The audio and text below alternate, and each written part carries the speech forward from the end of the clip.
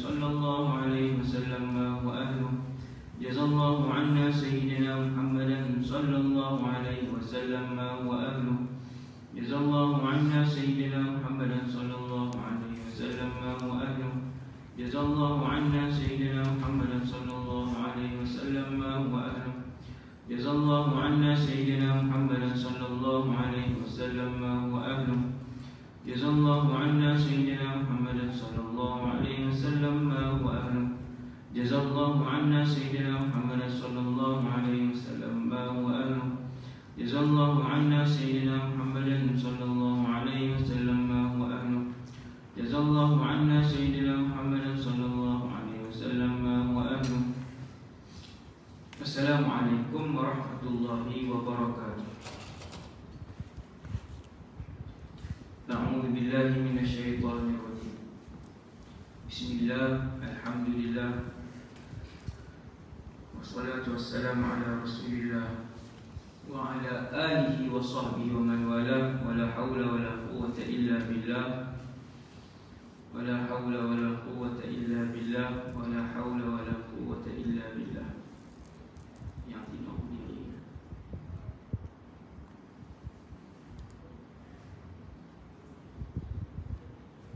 Bismillahirrahmanirrahim.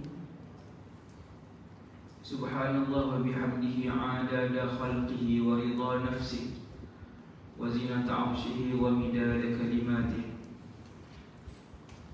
Subhanallah wa bihamdihi adada khalqihi wa ridha nafsihi wa zinata arshihi wa midada kalimatihi. Subhanallah wa bihamdihi adada khalqihi wa ridha nafsihi wa zinata arshihi wa midada kalimatihi. Bismillahilladzi la yadurru ma'a ismihi syai'un fil ardh wa la fis samaa'i wa huwas samii'ul 'aliim. Bismillahilladzi la yadurru ma'a ismihi syai'un fil ardh wa la fis samaa'i wa huwas samii'ul 'aliim. Bismillahilladzi la yadurru ma'a ismihi syai'un fil ardh wa la fis samaa'i wa huwas samii'ul 'aliim. Tadi tak dengar. Okey. Kita menggunakan kitab Andai Umat Ini Hidup Seperti Umar bin Al-Khattab.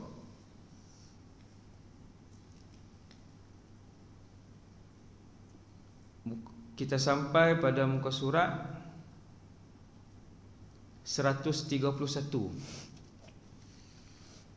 Fakta ni dah sebut banyak kali, iaitu Sayyiduna Umar mendapat ilham secara langsung daripada Allah Subhanahu wa ta'ala. Ilham Sayyidina Umar ni paling tinggi di kalangan umat Nabi Muhammad. Dia nombor satu. Ilham Sayyidina Umar nombor satu.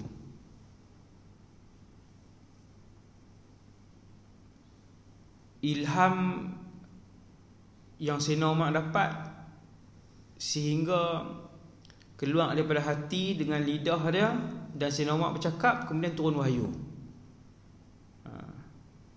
Tapi tidaklah sampai mencapai angka ratusan, angka puluhan, no? Sudah tentu Nabi lebih hebat lah. Nabi ratus kali ganda lah, kan?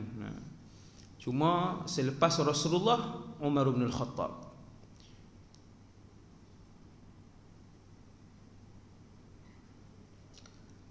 Bila selalu dapat ilham, maksudnya hati bersih. Yang kedua, pemberian Allah, anugerah Allah. Hati bersih, kemudian Allah pilih untuk bagi anugerah tu dekat orang tu. Dapat ilham ni seronok, sebab kita tahu benda apa yang kita nak buat. Selain daripada berpandukan hukum Islam, hukum syarak, berpandukan hukum agama, kemudian ada banyak benda dalam hidup ni kita nak buat keputusan. Kan hari-hari kita nak buat keputusan banyak. Kadang-kadang orang perlu bantuan orang lain, perlu pakar kaunseling, perlu bantuan kawan-kawan, perlu bantuan pasal apa? Nak bincang, nak buat keputusan apa. Kalau keputusan tu agak besar. Dan banyak keputusan lain dalam keluarga yang kita nak buat keputusan tentang suami, tentang isteri, tentang anak-anak, tentang mak ayah, tentang pekerjaan, keputusan. Bila satu orang, mana-mana orang, kalau dia selalu dapat ilham daripada Allah, maka mudah kerja dia. Allah sentiasa ilham. Dan Allah tidak akan mengilhamkan untuk seseorang itu melakukan maksiat. Ini kaedah. Ini kaedah.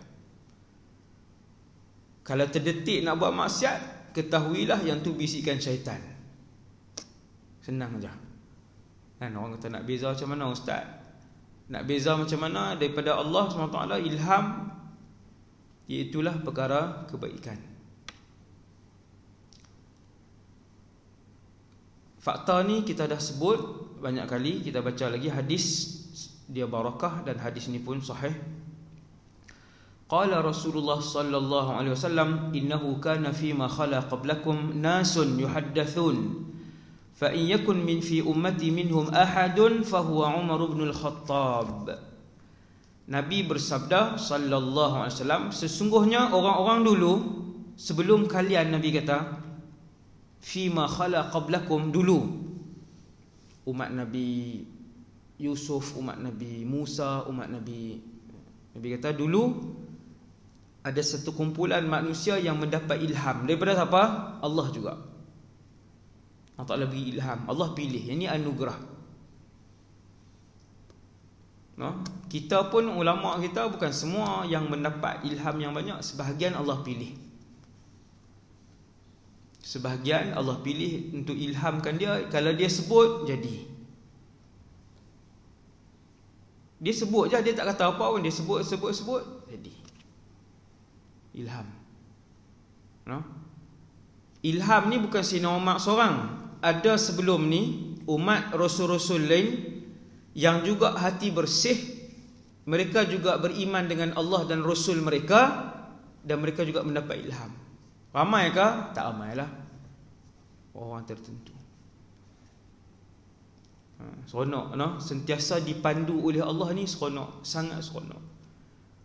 Tuhan pandu dia, tiap-tiap hari dia tahu buat yang ni, buat yang ni. Nabi kata, salah seorang umat aku, kalaulah mereka mendapatkannya, maka orang itu adalah Umar. Nabi sebut Sayyidina Umar. Kemudian Dr. Ali As-Sallabi, dia karang kitab. Dr. Ali ni dia karang kitab Abu Bakar tebal ni. Dia lebih kurang, kalau nak banding kitab ni, lebih kurang 20 kali ganda kitab ni isi kandungan dia. 20 kali ganda isi kandungan buku ni. Ni sikit ni. Dr. Ali As-Sallabi, dan dia guru saya beritahu di Syria dulu. Min awthaq man yu'allif fi siyari khulafa'ir rasyidin, hakadha qal ulama'una fi Syam. Dr. Ali As-Sallabi ni antara orang yang paling fiqah. Buku dia yang terbaik di dalam mengarang tentang Khulafa' ar-Rasyidun. No? Buku ulama lain pun banyak, sangat banyak, tapi banyak campur dengan fakta-fakta. Ada yang ada bercampur aduk dengan teori, bercampur aduk dengan maklumat yang tidak sahih, ada bercampur-campur. Kalau Dr. Ali As-Sallabi, hampir ke semua maklumat dalam tu adalah sahih. Antaranya, kita ambil bubuh dalam buku ni, ialah Sayyidina Umar ni satu orang, dia alim. Memang kita tahulah, di kalangan 100,000 sahabat, antara yang top 5 Sayyidina Umar, selain Abdullah bin Mas'ud. Ingatlah nama sahabat-sahabat yang alim ni. Abdullah bin Mas'ud sangat alim. Antaranya juga ialah Sayyidina Umar. Dia seorang yang alim, dan Nabi mengakui kealimannya. Habis. Bila Nabi iktiraf ilmu dia, maksudnya tak perlu pengiktirafan orang lain. Antara yang Sayyidina Umar suka ialah mengkaji alam semesta Sayyidina Umar, dan juga Quran. Siapa yang suka tengok alam dan berfikir, dia akan merasai kemanisan iman. Macam mana nak cerita? Kita lalu tepi gunung, tengok macam tu. Tapi orang yang berfikir menggunakan akal, bila dia tengok gunung, lama dia tengok. Padahal 30 tahun dah dia lalu tepi gunung yang besar tu. Dia lalu tepi Kinabalu, dia lalu tepi gunung Tahan, dia lalu tepi gunung Jerai. 30 tahun dah dia lalu. Tapi bila dia perhati tu, dia perhati, dan setiap zarah, inci pergerakan alam ni semua kembali kepada kuasa Allah. Dia naik iman, dia tengok, subhanallah.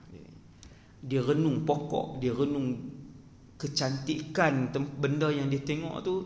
Semua benda tu dia kembali kepada Allah. Sayyidina Umar suka kaji ayat Al-Quran, dan yang kedua dia suka tengok alam ni.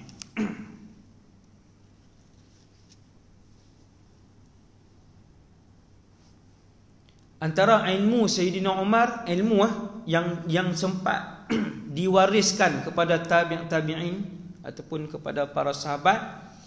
Sayyidina Umar wariskan kepada para sahabat antara benda yang dia mengajar, kemudian diwariskan kepada tabi'in, kemudian para ulama tulis rekod ilmu yang pernah diajar. Sikit dah tahu dalam buku ni, sikit dah disebutkan.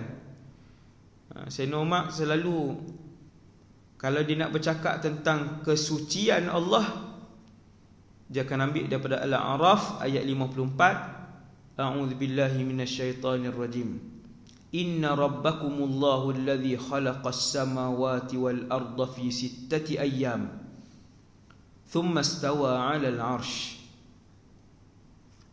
Sesungguhnya Allah, dialah Tuhan semua orang yang menciptakan langit 7 lapis dan juga bumi di dalam 6 masa yang lalu. 6 ayyam, 6 masa yang lalu. Siapa yang cipta alam? Allah. Hari ni orang bukan Islam tanya, ni alam ni siapa buat? Inna rabbakumullah, Tuhan kamu Allah yang ciptakan. Sebab tu ayat Quran ni dia mukjizat bagi orang bukan Islam dengar. Sebahagian orang hati dia dah elok, dia tak suka, walaupun dia bukan Islam, dia tak suka mencuri, dia tak suka tipu orang, dia tak suka ambil harta orang, dia tak suka menganiayai orang. Orang-orang yang macam ni, kalau dia mencari Islam, tuan-tuan baca satu ayat aja. Kalau dia mencari Islam, baca satu ayat, insya-Allah masuk dalam hati dia. Takat pengalaman kita jumpa orang bukan Islam yang masuk Islam, siapa yang cari, Allah mesti bagi.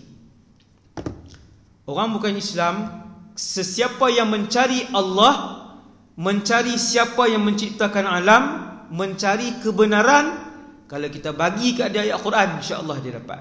Insya-Allah masuk dalam hati dia.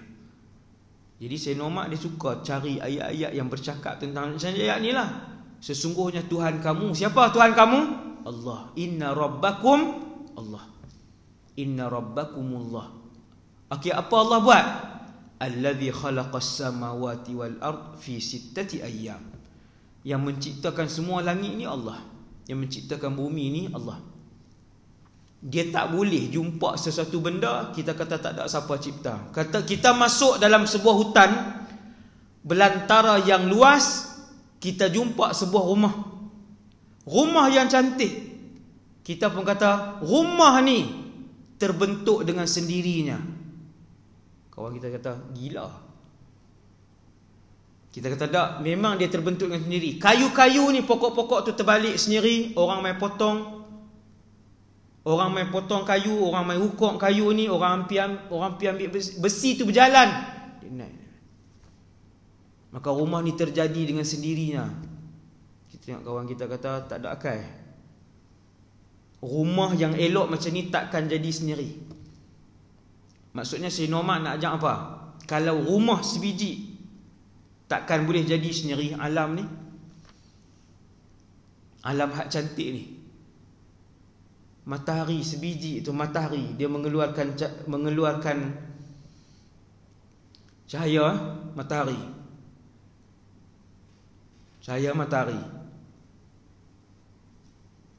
Takkan tiba-tiba matahari ni daripada dulu tiba-tiba jadi sendiri duduk macam tu.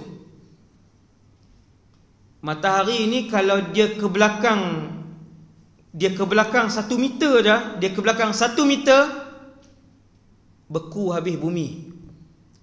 Kalau dia ke depan semeter je, ke depan, terbakar keseluruhan bumi. Matahari. Siapa yang susun dia di situ? Siapa yang tetapkan dia tak ke depan, tak ke belakang? Dia pusing, tapi dia tak ke depan, tak ke belakang. Siapa? Sendiri-sendiri ke? Inna rabbakumullah. Saya nak baca lagi ayat ni.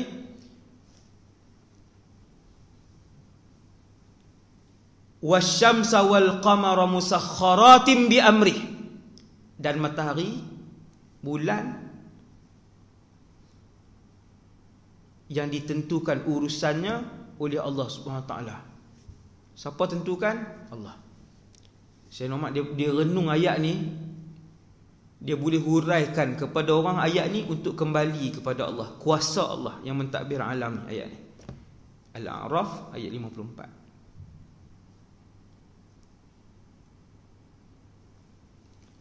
Siapa yang mengekalkan zuriat?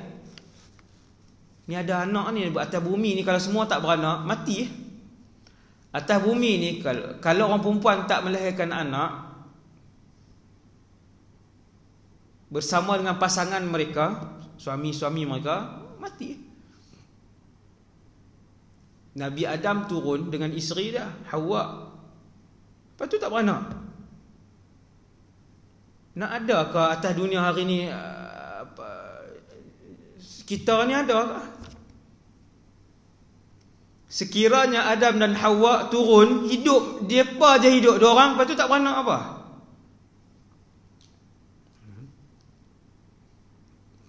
Tak ada, hari ni tak ada Ridauddin, hari ni tak ada Osman, hari ni tak ada, takkan ada manusia. Siapa yang wujudkan? Sayyidina Umar dia tengok surah Al-Hijr ayat 53, qalu la taujal inna nubashiruka bi ghulamin alim. Janganlah engkau takut, sebenarnya kami hendak menggembirakanmu dengan berita bahawa engkau akan beroleh seorang anak lelaki yang bakal menjadi seorang yang alim, berilmu. Yang ini ucapan malaikat kepada salah seorang rasul, dan ia adalah berita daripada Allah SWT tentang zuriat orang tu. Maksudnya yang mengembang biakkan keturunan manusia atas dunia ni siapa? Dengan izin dan kuasa Allah. Sayyidina Umar dia renung ayat. Umar. Itu banyak lagi lah, banyak lagi ayat. Bila cerita tentang Quran, Sayyidina Umar dia suka tengok surah As-Sajdah. Sayyidina Umar ayat 16 ayat 17. Fala ta'lamu nafsum ma ukhfiya lahum min qurrati a'yun jazaa'an bima kanu ya'malun. Dan boleh tengok. Dan yang terakhir untuk pagi ini ialah kalau tengok buku-buku besar tentang Sayyidina Umar, boleh tengok ilmu Sayyidina Umar. Sebahagian lah, kalau buku besar pun sebahagian, dia tak cerita semua. Kita tengok satu hadis. Hadis ni ramai orang yang selalu mengaji, dia tahu, belajar. Selalu yang belajar dengan kuliah, dia akan tahu hadis ni tentang kelebihan Sayyidina Umar. Yang ni kita belum cerita lagi, tapi hadis ni masyhur, ramai orang tahu, iaitu Bismillahirrahmanirrahim. Kita baca hadis, dan hadis ni sahih, riwayat Imam Ahmad, bawah bab Fadailus Sahabah. Anna Muhammad ibn Sa'd ibn Abi Waqqas akhbarahu anna abahu Sa'd ibn Abi Waqqas qala ista'dhana Umar ala Rasulillah sallallahu alaihi wasallam wa 'indahu nisa'un min Quraisy yukallimnahu wa yastakthirnahu 'aliyatan aswatuhunna falamma ista'dhana qumna yabtadirna al-hijab fa'adhina lahu Rasulullah wa Rasulullah yadhhak faqala Umar adhakallahu sinnaka ya Rasulullah. Qala Rasulullah sallallahu alaihi wasallam Ajibtu min haula'i allati kunna 'indi falamma sami'na sautak ibtadarna al-hijab. Qala Umar fa anta ya Rasulullah kunta ahaqqa an yahabna. Thumma qala Umar ay aduwati anfusihin atahabnani wa la tahabna Rasulullah sallallahu alaihi wasallam. Qulna na'am. Qulna na'am, bukan qulna na'am. Qulna na'am. Anta aghlad wa afadh min Rasulillah. Qala Rasulullah sallallahu alaihi wasallam walladhi nafsi biyadihi ma laqiyaka asy-syaitanu qat salikan fajjan illa salaka fajjan ghaira fajjik. Kalau dengar hadis ni kita tahu dah hadis apa. Belakang-belakang bunyi fajj ni Walladhi nafsi biyadih. Ini kelebihan Sayyidina Umar. Ma laqiyaka asy-syaitanu fa'in qat salikan fajjan illa salaka fajjan ghaira fajjik. Daripada Muhammad bin Sa'ad ibn Abi Waqqas, anak kepada seorang sahabat yang terkenal. Sahabat tu nama Sa'ad ibn Abi Waqqas, anak dia nama Muhammad. InsyaAllah habis buku ni, buku Sayyidina Umar ni, kita akan guna buku Suwarun min Hayatis Sahabah, karangan Dr. Abdul Rahman Ra'fat Al-Basha. Boleh tengoklah, dia ada dijual. Ada terjemahan bahasa Malaysia buku tersebut, masya-Allah. Cerita tentang sahabat. Sahabat ada 100,000 lebih. Buku tu cerita lebih kurang 60 je kot. Lagi 100,000 lebih tu cari sendiri kan, banyaknya. Nanti kita akan tengok betapa banyaknya cerita sahabat ni. Tu baru 60 lebih cerita sahabat, baru 60 lebih. Buku dah tebal ni. Dia ada terjemahan bahasa Malaysia, dia buat sikit je. Dalam 20 kot terjemahan, 20 orang sahabat dalam tu. Nanti kita tunjukkan dia punya muka depan buku tu. Diriwayatkan daripada Muhammad bin Sa'ad bin Abi Waqqas, dari ayahnya dia berkata, Umar bin Al-Khattab radhiyallahu anhu memohon supaya diizinkan masuk ke rumah Rasulullah sallallahu alaihi wasallam. Sinilah terjemah terus. Sayyidina Umar pergi rumah Nabi. Kemudian ada orang perempuan, beberapa orang. Bila Sayyidina Umar sampai, dengar mereka bersembang. Dengar orang perempuan ni bersembang, dengar bunyi suara bersembang. Sayyidina Umar dengar. Lepas tu Sayyidina Umar pun masuk. Bukan masuk, dia minta izin. Ista'zana, ada kataan ista'zana Umaru. Dia minta izin. Sayyidina Umar minta izin. Orang pun masuk beritahu, ya Rasulullah, Umar fil bab, Umar ada di pintu, minta izin. Sengak terus bila dengar nama Sayyidina Umar, semua kumpulan perempuan ni sengak sunyi. Sengak sunyi. Sayyidina Umar ada di pintu minta izin, semua diam. Tadi duk bersembang orang perempuan. Kan, kalau dalam masjid pun kalau perempuan di belakang mesti bunyi bersembang. Dia berbeza. Bunyi 4 orang cukup. Tak payah ramai. Kan, 3 pun boleh dah. Dia jadi majlis dah. Ni bukan kata orang perempuan ni, yang kita perhatilah. Subhanallah. Itulah yang berlaku bila Sayyidina Umar pergi. Mungkin ada 3 orang saja di rumah Nabi itu. Siapa wallahu alam, tapi depa bersembang tu bunyi. Sayyidina Umar mai tu bunyi. Bila khadam bagi tahu, ya Rasulullah ada Umar, semua senyap. Lepas tu Sayyidina Umar pun masuk, Nabi izinkan masuk. Bila dia masuk, dia jumpa Nabi gelak. Nabi senyum lah, gelak Nabi ni senyum. Nabi senyum lebar.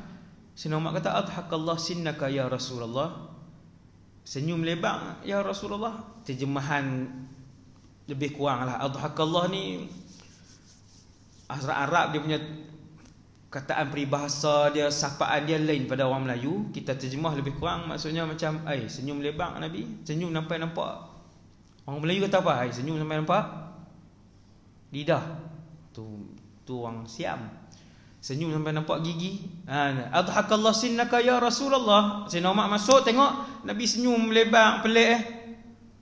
Sayyidina Umar kata, dah ni tadi Rasulullah sebut. Rasulullah jawab, Ni tadi depa ni sembang elok je, mesra sembang apa semua. Bila dengar Umar sampai semua diam.